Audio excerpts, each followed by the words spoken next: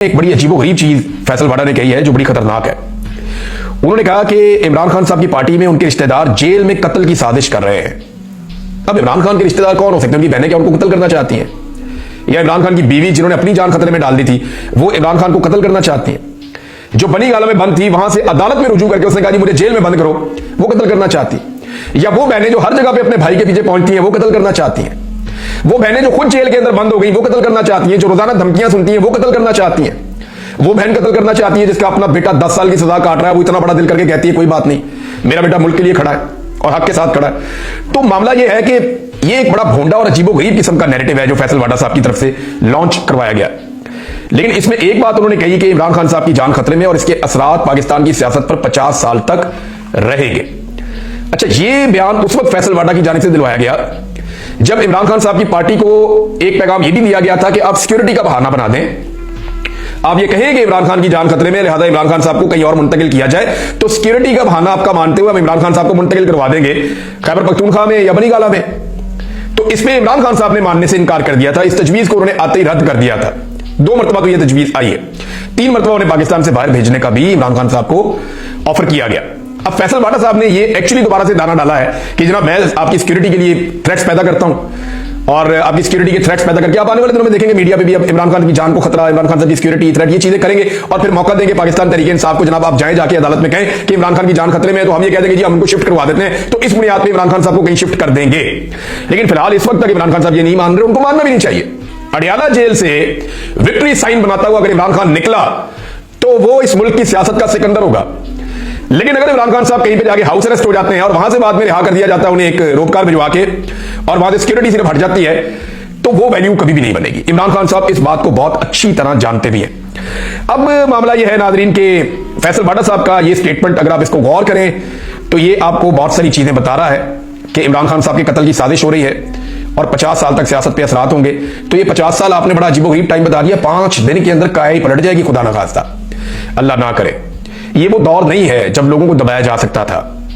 अभी आप वैसा कोई एडवेंचर पाकिस्तान में कोई सोचे भी ना, खुदा ना खास्ता इमरान खान को कुछ हुआ तो ये निजाम अपनी मौत आप मर जाएगा मिनटों के अंदर ही, और ये बात ये निजाम बड़ी अच्छी तरह जानता है। तो ऐसा कोई एडवेंचर मुझे नहीं लगता कि करना चाहिए किसी को, इससे परहेज करना चाहिए और इससे अपने आप को बचाकर रखना चाहिए। और सबको यह पता है कि इमरान खान के साथ पाकिस्तान की कौम खड़ी है, अगर उसे कुछ हुआ तो कौम ईंट से ईंट सारों की बजा देगी, ये सारे ही जानते हैं। नाज़रीन, ये इमरान लालिका साहब हैं, इन्होंने एक ट्वीट शेयर किया है और इसमें बता रहे हैं कि बच्चों को जो स्कॉलरशिप दी जा रही है पंजाब में, वहां पे बच्चों से कहा गया कि एक मजमून लिखें कि आपको स्कॉलरशिप क्यों चाहिए, कैसे चाहिए, किस तरह चाहिए, और एंड में मरियम नवाज की आप तारीफें करें, उनका शुक्रिया अदा करें।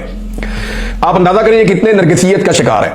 जिधर इनको कोई प्रोजेक्ट मिलता है उसके अंदर नवाज शरीफ का, मरियम नवाज का नाम ठोक देते हैं, शहबाज शरीफ का नाम ठोक देते हैं, हमजा शहबाज का नाम लगा देते हैं। इन्हें अपने नाम से कितना प्यार है, इसको नरगिसियत कहते हैं। लैट्रिनों तक के ऊपर इन्होंने अपनी तस्वीरें और अपने नाम लगा दिए हैं, बसों के ऊपर अपनी फोटो और अपने नाम लगा दिए, और सारे सरकारी खर्चे पे गरीब आदमी को सरकार के खाते में जो आटे की थैलियां जाती थी उनके ऊपर भी इन्होंने अपनी फोटो चिपका दी, अपने मुंह चिपका दिए। इन्होंने जो सैलाब ज़दगान को मदद जा रही थी, जो सरकारी पैसा था उसके ऊपर भी इन्होंने अपने मुंह चिपका दिए। तो हर जगह के ऊपर इन्होंने इवन पैसा देके पाकिस्तान का, वहां अमेरिका के अंदर वहां पे जो बड़ी स्क्रीन है उसके ऊपर भी जनाब अपना मुंह चिपका दिया। कितना शौक है इनको अपनी शक्ल को हर जगह ले जाने का, अपना नाम हर जगह ले जाने का। ये शौक सिर्फ इनको नहीं है, जिसके दिमाग में भी डिक्टेटरशिप होती है ना उसको ये शौक होता है। ये शौक शेख हसीना वाजिद को भी था।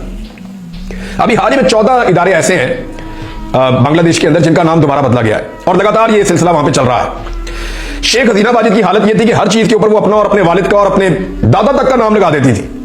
यही शेख लुत्फुर रहमान का नाम भी इदारों के ऊपर रखा गया, बल्कि इदारों का नाम उनके नाम के ऊपर रखा गया।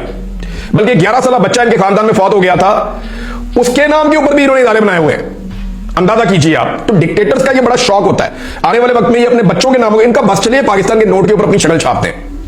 लेकिन इस तरह के डिक्टेटरों का अंजाम क्या होता है वो आपने हसीना वाजिद का भी देख लिया, आपने बशार का भी देख लिया, उससे पहले आपने श्रीलंका के अंदर जो हालात देखे वो भी आपके सामने है। तो दुनिया भर में ऐसे डिक्टेटर्स का अंजाम भी कुछ अच्छा नहीं होता जो नरगिसियत का शिकार होते हैं। तो ये लगातार जनाब नरगिसियत का शिकार है। एक नाजरीन शहबाज गिल साहब ने, अहमद दुरानी साहब ने और मुझे कुछ सोर्सेज ने फोन करके भी कुछ चीजें बताई हैं मेरे हवाले से, और उन्होंने मुझे ये कहा कि कुछ लोगों ने ट्वीट किया, कुछ लोगों ने वीडियो की, कुछ लोगों ने मुझे फोन किया। उन्होंने कहा कि इमरान साहब आप बड़े केयरफुल हो जाएं, दोबारा से आपके पीछे पाकिस्तान का इंटेलिजेंस ऑपरेटर्स काम कर रहा है और वो आपको अब नहीं छोड़ेंगे, वो आपको टारगेट करेंगे। उन्होंने मुझे ये कहा।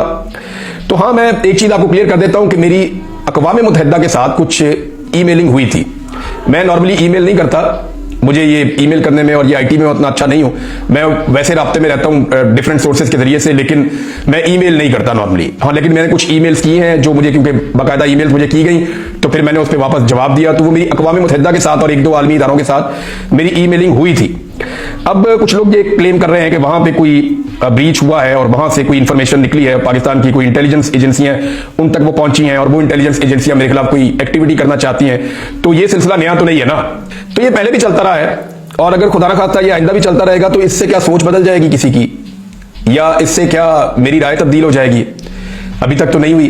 मैं पूरा का पूरा ही तब्दील हो गया हूं राय मेरी नहीं तब्दील हुई, राय तो वही है जो है, तो राय ऐसे थोड़ी तब्दील हो जाएगी। अब तक के लिए इतने अपना ख्याल रखिएगा, अपने इस चैनल का भी अल्लाह हाफ़िज़।